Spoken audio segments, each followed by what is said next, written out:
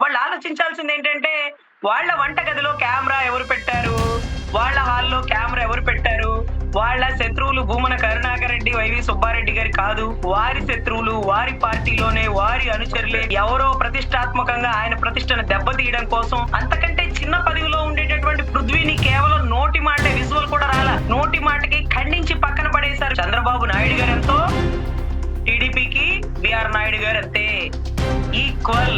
ఈయన ముఖ్యమంత్రి అయ్యాడు, ఆయన అవలేదంతే. తిరుమల తిరుపతి దేవస్థానం చైర్మన్ బిఆర్ నాయుడికి సంబంధించినటువంటి కొన్ని వీడియోలు, కొన్ని ఫోటోలు గత 36 గంటలుగా హల్చల్ చేస్తున్నాయి. దీనిపై పెద్ద ఎత్తున ప్రచారం జరుగుతుంది. ముఖ్యంగా ఈ స్థాయిలో అంటే పెళ్లి అయిన తర్వాత కూడా ఇతర మహిళలతో సంబంధం ఉన్నటువంటి ఒక వ్యక్తి పవిత్రమైనటువంటి హిందువులకు అత్యంత పవిత్రమైనటువంటి తిరుమల తిరుపతి దేవస్థానానికి చైర్మన్ గా ఎలా ఉంటారనే ప్రశ్నలు ఇప్పుడు గట్టిగా వినిపిస్తున్నాయి. సో ఈ క్రమంలో ఈ మొత్తం వ్యవహారాలపై మాట్లాడేందుకు మనతో ప్రముఖ లాయర్ రజనీ గారు ఉన్నారు. మేడం నమస్తే.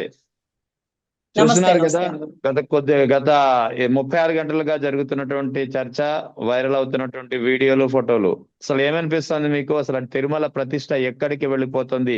తిరుమల తిరుపతి దేవస్థానం చైర్మన్ ఈ విధంగా చేస్తున్నటువంటి వ్యవహారం.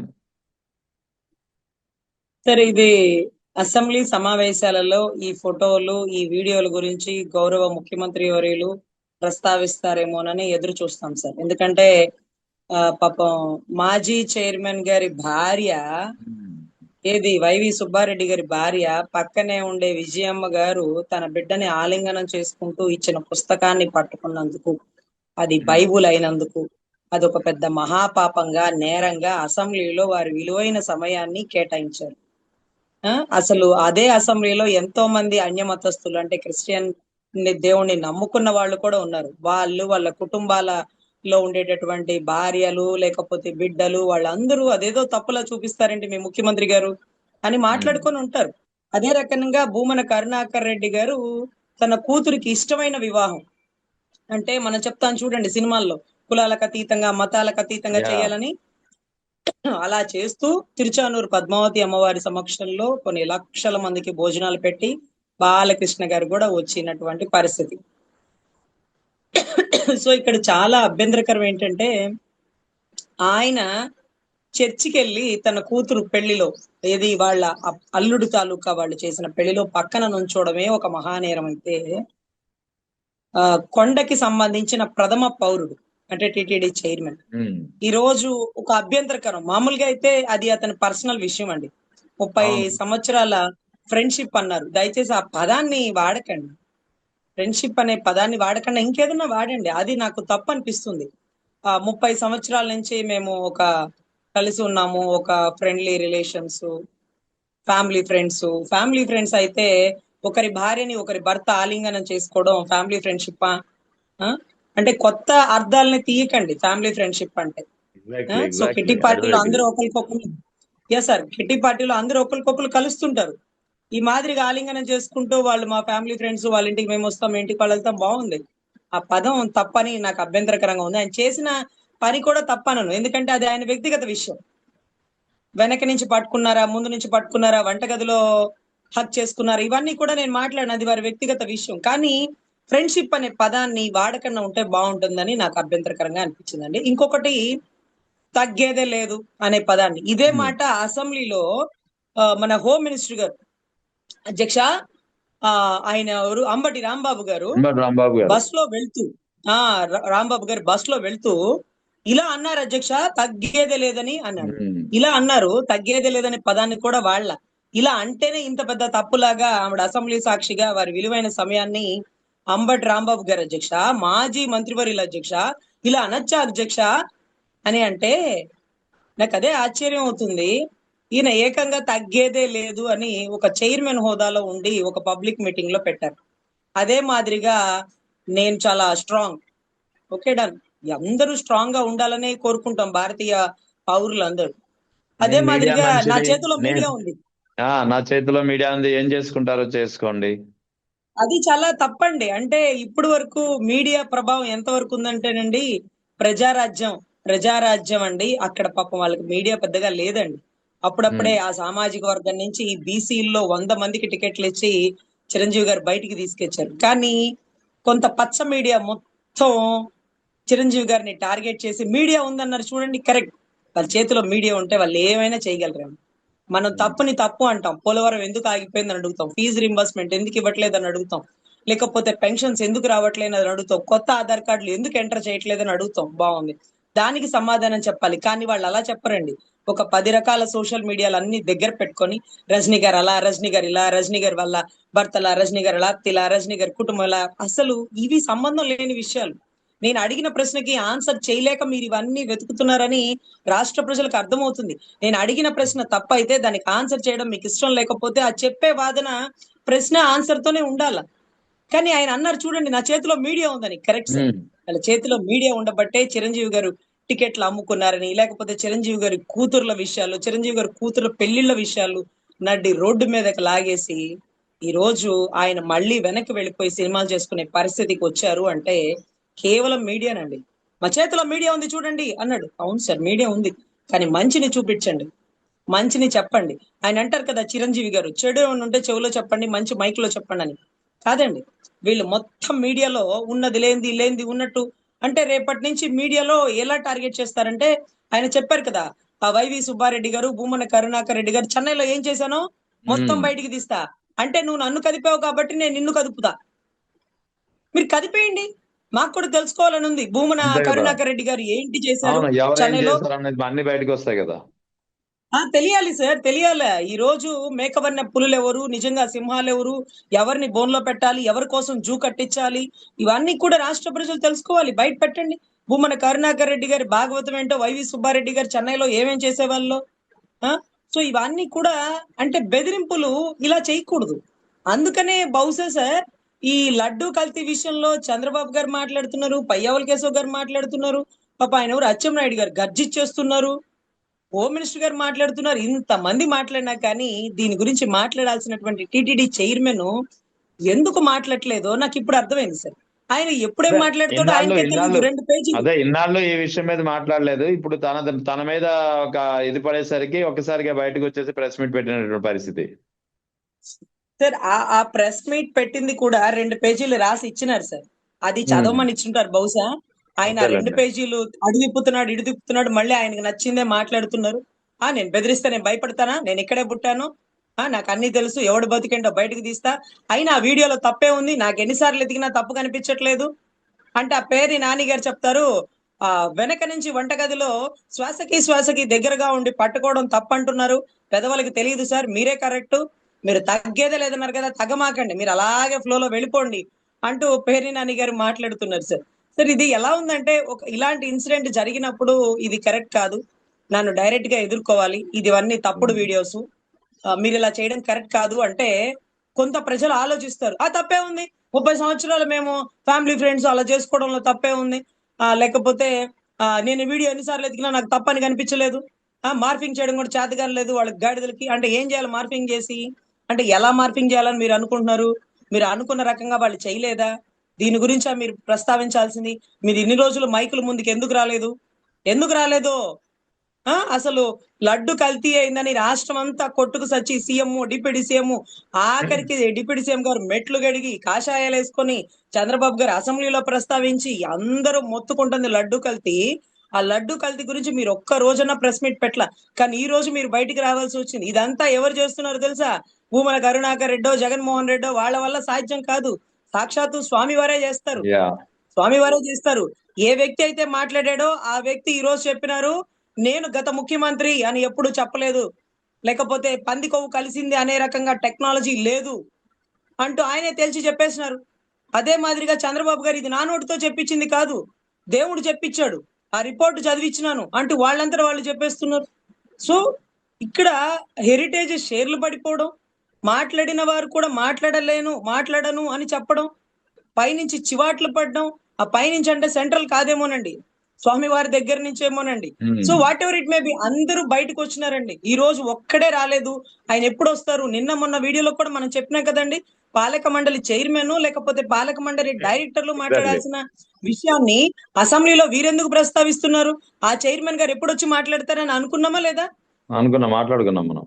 కానీ కానీ రాలేదు, ఆ విషయంగా రాలేదు, ఆయన విషయంగా వచ్చారు. అంటే ఎవరికి వారికి బాధ కలిగితే మీరు బయటకు వస్తున్నారే, మీ షేర్లు పడిపోతే, మీ ప్రతిష్ట దెబ్బతింటే 100 కోట్లకి ఢిల్లీ కోర్టుకెళ్ళి పరువు నష్టం వేసినారే, మరి ఇన్ని రోజుల నుంచి స్వామివారి ప్రతిష్టను దిగజారుస్తుంటే మరి స్వామివారు ఏం చేయాలి? అదే మాదిరిగా మాట్లాడాల్సిన చైర్మన్ గారు మీడియా ముందుకు ఎందుకు రావట్లేదంటూ స్వామివారు ఏదో కారణంగా బయటకు తీసుకొస్తే తగ్గేలేదు, నా చేతిలో మీడియా ఉంది, ఏం చేస్తారు మీడియా ఉంటే? అంటే మీరేం చూపిస్తే మేము అది నమ్మేసి చక్కభజన చేసేసుకుంటారా? తప్పు కదా. ఇంకా చాలా అభ్యంతరకరమైన విషయం అండి, ఆయన వంటగదిలో ఏం చేసినా అది ఆయన పర్సనల్, దానివల్ల రాష్ట్రానికి వచ్చిన నష్టమేం లేదు. అది కూడా ఆయన అన్నారు. ఏమైంది ఇప్పుడు దానివల్ల? ఎవరికి నష్టం వచ్చింది, ఎవరికి కష్టం వచ్చింది అని కూడా అంటున్నారు. ఉమ్. అరే ఆయనకి మాట్లాడటం రాదని మాకు అర్థమైపోయిందండి, కానీ భగవద్గీత గురించి మాట్లాడారు, అక్కడ అదే బీపీ వచ్చేసిందండి. భగవద్గీత భగవద్గీత మీదే అనవసరంగా ఆ వ్యాఖ్యలు ఎందుకు చేయాల్సి వచ్చిందో నాకు కూడా అర్థం కాలేదు. భగవద్గీత బుక్స్ 50 లక్షలు 50 కోట్లు ఖర్చు పెట్టేశారు, 50 లక్షల బుక్స్ అలా పడున్నాయి, అసలు అందులో ఏముంది, అందులో చూస్తే ఏదో అనిపిస్తుంది చెప్పి నేను కూడా మాట్లాడలేను, అటువంటి వ్యాఖ్యలు చేశారు ఆయన. సరే, యాక్చువల్లీ మీరు ముస్లిమ్స్ సార్, మీరే భగవద్గీత గురించి మాట్లాడలేను అన్నారు కాబట్టి నిజంగా థ్యాంక్స్ సార్. అదే పదాన్ని ఆయన ప్రస్తావించలేకపోయారు సార్. టిటిడి చైర్మన్ గారు ఎవరైతే ఉన్నారో ఆయన అవును. గోడౌన్లో అడ్డంగా పడి ఉన్న పుస్తకాలు భగవద్గీత అంట సార్. భగవద్గీత ఎంత ప్రామాణికంగా ఉంటుందంటే, దేవుడి మీద ప్రమాణం చేసి నిజమే చెప్తున్నాను, ఉమ్. అబద్ధం చెప్పను అని దేవుడు ఎక్కడున్నాడు? భగవద్గీత పుస్తకాన్ని పట్టుకొని క్లర్క్ నుంచుంటారు సార్. దాని మీద అన్యమతస్థుడు ఏ మతం వాళ్ళైనా మీద చెయ్యేసి దేవుడి మీద, అంటే దేవుడు అక్కడున్నాడు, భగవద్గీతలో ఉన్నాడు సార్ దేవుడు. అటువంటి భగవద్గీత పుస్తకాలంట సార్ గోడౌన్ లో అడ్డంగా పడి ఉన్నాయంట సార్. 30 లక్షల పుస్తకాలు అడ్డంగా పడి ఉన్నాయి. దాంట్లో అసలు ఏముంది? ఏముందా? పుస్తకం తెరిస్తే ఉంటదండి. చనిపోయినప్పుడు భగవద్గీత పెడతారు సార్. చనిపోయినప్పుడు ప్రతి చనిపోయిన ప్లేస్కి వెళ్ళగానే భగవద్గీత ప్లే చేస్తూ ఉంటారు. పుట్టిన వారు గిట్టక తప్పదు, గిట్టిన వారు పుట్టక తప్పదు, మధ్యలో జరిగేటటువంటి విషయాల గురించి, అనివార్యం ఒక విషయాల గురించి శోకింపదగదు అంటూ కొన్ని పదాలు చెప్తుంటారు సార్. అదే మాదిరిగా మీకు తెలుసో లేదో జైల్లో కూడా ప్రతిరోజు ఉమ్. భగవద్గీత వినిపిస్తారు సార్. అంటే అవునండి. నేనేమనుకుంటున్నానంటే, స్కూళ్ళలో చెప్పాల్సిన దాన్ని స్కూళ్ళలో చెప్పకపోతే జైళ్ళలో చెప్పడం కరెక్టా? ఇక్కడ నుంచే కదా చెప్పాలి. అదే మాదిరిగా ప్రతి గుళ్ళో భగవద్గీత వినిపించాల్సింది పోయి చనిపోయిన వ్యక్తుల దగ్గర భగవద్గీత గురించి ప్రస్తావిస్తుంటే చనిపోయిన వ్యక్తి గురించి బాధపడకూడదు. సర్వసాధారణం చనిపోవడం భగవద్గీతలో రాసుంది. చనిపోయిన వారు మళ్ళీ రైట్. పుడతారు ఏదో ఒక రూపంలో అంటూ ఒక వాక్యం సార్. 5 భాషలలో 5 భాషలలో భగవద్గీత పుస్తకాన్ని ప్రచురించారు అని ఆయనే చెప్పారు సార్. ఒక అన్యమతస్థుడు అనుకున్న వ్యక్తి, అన్యమతస్థుడి భార్య బైబిల్ పట్టుకున్న కుటుంబం, ఆ అది. కుటుంబం చూడండి. ఆయన హయాంలో వైజాగ్ లో కట్టించిన గుడి మళ్ళీ గుడిని తలపించేంత ప్రతిష్టాత్మకమైన గుడి సార్. కొండ మీద గుడి, స్వామివారు కొండ మీద. అదే రకంగా ఢిల్లీలో గుడి కట్టించారు. అమెరికాలో ఇంతవరకు ఎక్కడా లేదంట సార్. ఈ హయాంలోనే అన్య మతస్థుడు ముఖ్యమంత్రిగా ఉండే హయాంలోనే అన్య మతస్థుడు అంటూ భార్యతో బైబిల్ పట్టుకున్న వ్యక్తి వైవి సుబ్బారెడ్డి గారు అక్కడ అమెరికాలో గుడి కట్టించారు. వెంకటపాలెం, అమరావతిలో ఏం కట్టించినారు? మీరు సెక్రటేరియట్ కట్టించినారు, మీరు హైకోర్టు కట్టించినారు టెంపరీగా. కానీ మీరు మీ హయాంలో 5 ఏళ్లలో మీరు గుడి కూడా బిగించేసేయచ్చు. కానీ దాంతో మీకు అంత కంగారు లేదని పక్కన పడేసినారు. కానీ ఆ గుడిని ఈ 5 సంవత్సరాల్లో ప్రతిష్టాత్మకంగా పూర్తి చేసి మీరు ఇప్పుడు ప్రభుత్వం రాగానే ఎన్నో మార్లు పూజలు చేస్తున్న ఆ గుడికి ఉమ్. అంకురార్పణ చేసింది జగన్మోహన్ రెడ్డి గారు. అంటే ఒక ఆర్కిటెక్చర్. వ్యక్తిని పొగుడుతున్నానని కాదండి. అన్య మతస్థుడైనటువంటి మీరు, ఒక ముస్లిం సామాజిక వర్గమైన మీరు, నేను భగవద్గీత గురించి అలా మాట్లాడకూడదండి అంటే, నిత్యం వెంకటేశ్వర స్వామికే భక్తి ఉండి ఎన్నో పదవులు వదులుకొని ఈ పదవి తీసుకున్నానన్న వ్యక్తి నోటి తొత్తర నోటి దూల కాపోతే గోడౌన్లో పడున్న పుస్తకాలు ఏమున్నాయి వాటిలో? అంటే ఖాళీ పేజీలు ఏమైనా పెట్టారా అండి? లేదు కదా. లోపలేవో అవును. అక్షరాలు ఉన్నాయి కదా, ఆ అక్షరాల సారాంశం మీకు తెలియదు కదా, మీకు అవును. తెలియదు కదా. సో భగవద్గీత పుస్తకాల్ని ప్రచురించారు 5 భాషల్లో, అతను గొప్పవాడు ఒప్పుకోండి. 5 భాషల్లో ప్రచురించిన పుస్తకాలకు 50 కోట్లు ఖర్చని దాంట్లో 50 లక్షల పుస్తకాలు పంచి పెట్టేసినారు 5 భాషల్లో. 5 భాషలు ఏంటండి, ఎన్ని భాషలు ఉంటే అన్ని భాషల్లో ప్రస్తావించినా తప్పులేదు. ఎందుకంటే ఇది హిందూ ధర్మ ప్రచారం, ఇది సనాతన ధర్మ ప్రచారం, ఇది ఇది దీన్ని వదిలేసి గోడౌన్లో ఖాళీగా ఉన్న పుస్తకాలు అవి ఏం చేయాలి? అడ్డంగా ఉన్నాయంట, గోడౌన్లో అడ్డంగా ఉన్నాయంట. సో చాలా తప్పు పదాలు మాట్లాడుతున్నారు సార్. మనం హైందవ ధర్మంలో పుట్టినప్పుడు ప్రామాణికంగా గోవుని పూజించాలి, భగవద్గీతని చదవాలి. భగవద్గీత పుస్తకం అన్ని భాషల్లో అందుబాటులో వస్తుందంటే ఎన్ని భాషల వాళ్ళు వస్తున్నారు సార్. స్పానిష్ వాళ్ళు, జర్మన్ వాళ్ళు, అన్ని దేశాల వాళ్ళు వస్తున్నారు. అన్ని రాష్ట్రాల్లో ప్రతిష్టాత్మకంగా 5 భాషల్లో ప్రచురించమని అప్పుడు ముఖ్యమంత్రి ఆదేశం మేరకి వైవి సుబ్బారెడ్డి గారు అన్ని కోట్లు ఖర్చు పెట్టి ఆ పుస్తకాలను ప్రచురించి అన్ని కూడా ఉచితంగా ఉచితంగా ఉచితంగా ప్రచారానికి పంపిణీ చేసినటువంటి వ్యక్తులు వారు. ఖాళీగా గోడౌన్లో పడున్నాయా? వంటగదిలో ఖాళీగా ఎవరున్నారు? ఖాళీగా మీరు చేస్తున్న పనులేంటి? ఖాళీగా చదువుకునే పుస్తకాలు, అందున భగవద్గీత పుస్తకాలు, అందున 5 భాషల పుస్తకాలు, అందున అన్యమత ప్రచారం అని మీరు మాట్లాడుతున్నటువంటి వ్యక్తి, అన్య మతస్థుడు ప్రచురించమని మన ధర్మాన్ని కాపాడుతుంటే మీరు ఇలా మాట్లాడడం తగునా? ఆ పుస్తకాలు తిరిగి ప్రచారం చేపించండి, తిరిగి పంపిణీ చేపించండి. అవి గోడంలో ఖాళీగా ఉన్న పుస్తకాలు కాదు, వాటిల్లో ఏం లేదు, అన్నీ ఉన్నాయి. మీ ప్రతి ప్రశ్నకి సమాధానం ఉంది. అన్ని అక్షరాలకి డిక్షనరీ లాంటిది భగవద్గీత. ఇంకొక విషయాన్ని మనం చెప్పుకోవాలండి, కొండ మీద ఇలాంటి తప్పులకి తావులేదు. కొండ మీదే కూర్చొని మాట్లాడలేదండి పృథ్వీ గారు. మీకు తెలుసు కదా, గతంలో ఎస్విబిసి చైర్మన్ గారు. చైర్మన్ గా చేశారు. ఏ సార్, చైర్మన్ గారు ఎవరితోనో ఒక లేడీతో మాట్లాడుతున్న ఆడియో బయటకు వస్తే ఇమీడియట్ గా ఎస్విబిసి చైర్మన్ ని సస్పెండ్ చేసినారు. దాని అర్థం మీరు మీరు కొండ మీద ఉన్నారు. కొండ మీద ఒక ప్రతిష్టాత్మకమైన స్వామి వారికి సంబంధించిన ఏ చిన్న పదవిలో ఉన్నా సరే మీరు ఆ ధర్మాన్ని గౌరవించాలి. మహిళలతో అలా ప్రవర్తించకూడదు. ఆ మహిళ వచ్చి కంప్లైంట్ ఇవ్వలేదండి, ఆ మహిళ ఎవరో కూడా తెలియదండి. కానీ ఆ మాట్లాడే విధానంలోనే ఆయనకి తప్పనిపించి ఇమ్మీడియట్ గా మారు మాట్లాడకుండా సస్పెండ్ చేసినారండి. దానివల్ల పృథ్వీ గారికి ఆయన శత్రు అవ్వచ్చేమో కానీ హైందవ ధర్మం అనుకునే వారికి అరే తప్పు చేసినాడు, చాలా కఠినంగా ఉంటాడు జగన్ గారు, ఆ విషయంలో అతన్ని సస్పెండ్ చేసినారు అని అనుకుంటున్న పరిస్థితి అండి.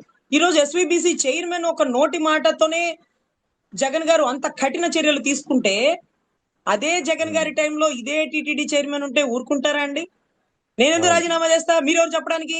చెప్పాల్సిన చంద్రబాబు గారు. చంద్రబాబు గారు చెప్పరండి, అంత ధైర్యం చంద్రబాబు గారు చేయరు. చంద్రబాబు నాయుడు గారు ఎంతో, టీడీపీకి బిఆర్ నాయుడు గారు అంతే, ఈక్వల్. ఈయన ముఖ్యమంత్రి అయ్యాడు, ఆయన అవ్వలేదంతే. తెర వెనుకాల ఉండే చాలా మంది నడిపిస్తారండి. ఈవెందో రామోజీరావు గారితో సైతం, లేకపోతే ఏబిఎన్ వెంకటకృష్ణ గారు, ఏవిఎన్ రాధాకృష్ణ గారు, లేకపోతే టీటీడీ చైర్మన్ గారు, వీళ్ళందరూ ఉంటారండి. ఈయన సొంత నిర్ణయాలు తీసుకోవడానికి బహుశా చంద్రబాబు గారికి కూడా అధికారం ఉండదు. ఆయన సస్పెండ్ చేసే అధికారం ఈయన చెయ్యడు, చెయ్యలేడు, చేయకూడదు కూడా, ఒప్పుకోరు ఆయన.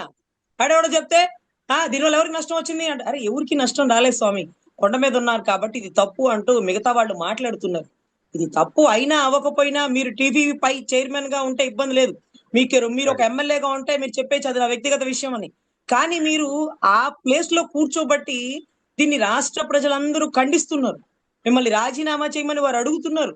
ఈ రోజు మాజీ మంత్రివర్యులందరూ, లేకపోతే పక్క పార్టీ వాళ్ళందరూ ఎందుకు అడుగుతున్నారంటే, మీరు ఆ పదవిలో కూర్చున్నారు కదా, అంతకంటే చిన్న పదవిలో ఉండేటటువంటి పృథ్వీని కేవలం నోటి మాటే, విజువల్ కూడా రాలా, నోటి మాటకి ఖండించి పక్కన పడేశారు. మీరు అలా చేయకూడదు కొండ మీద ఉండి అంటున్న పరిస్థితి అండి. సో ఖచ్చితంగా మనం టీవీ5 చైర్మన్, ఏదైనా టీడీపీ చైర్మన్ గారా, లేకపోతే టీటీడీ చైర్మన్ గారా, లేకపోతే టీవీ5 చైర్మన్ గారా, what ever it may B, ఆయన ఆయన ఆయన చేసిన పని వల్ల రాష్ట్రానికి నష్టం లేదు. కానీ ఆయన కొండ మీద ఆ పదవిలో ఉంటూ చేయడం తప్పేమో అని భావిస్తున్నటువంటి ప్రజలకి ఆయన ఖచ్చితమైన సమాధానం చెప్పాలి. కానీ నా చేతిలో మీడియా ఉంది, నేను తగ్గేదే లేదు, నేను చాలా స్ట్రాంగ్, నన్ను బెదిరించేది నువ్వు, దాంట్లో తప్పే ఉంది, నాకు ఎన్నిసార్లు ఎతికినా తప్పనిపించట్లేదు, వెనక నుంచి వచ్చి కౌగిలించుకోవడం తప్పనిపించట్లేదు అంటే ఇక మనం ఏం మాట్లాడతాం సార్?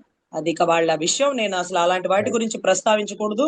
కానీ నాకు అనిపించింది, చిన్న విషయంలోనే జగన్ రెడ్డి గారు అంత సీరియస్ గా, కొండ మీద విషయంలో అంత సీరియస్ గా ఉన్నప్పుడు ఇది చాలా కఠినమైన విషయం. దీని గురించి మరి అసెంబ్లీలో గౌరవ ముఖ్యమంత్రి వర్యులు, గౌరవ ఉప ముఖ్యమంత్రి వర్యులు, హోమ్ మినిస్టర్ గారు ఏమన్నా ప్రస్తావిస్తారా? ఆ పదవిలో ఉండి అలా చేయడం కరెక్ట్ కాదేమో, లేకపోతే ఒకవేళ అది మార్ఫింగ్ వీడియోస్ అనుకోండి, ఏఐకి పంపించండి. ఈ వీడియోస్ పంపిస్తే ఇది మార్ఫింగా కాదా అని వీడియో వెంటనే రిజల్ట్ ఇస్తుంది. సో ఖచ్చితంగా మార్ఫింగ్ అని ఆయన అన్ని చెప్పట్లేదులేండి, అన్ని మార్ఫింగ్ అని కూడా అనట్లా. ఏముంది దాంట్లో, తప్పే ఉంది అన్నారు. కానీ వాళ్ళు ఆలోచించాల్సింది ఏంటంటే, వాళ్ళ వంట గదిలో కెమెరా ఎవరు పెట్టారు, వాళ్ళ హాల్లో కెమెరా ఎవరు పెట్టారు, వాళ్ళ శత్రువులు భూమన కరుణాకర్ రెడ్డి వైవి సుబ్బారెడ్డి గారి కాదు.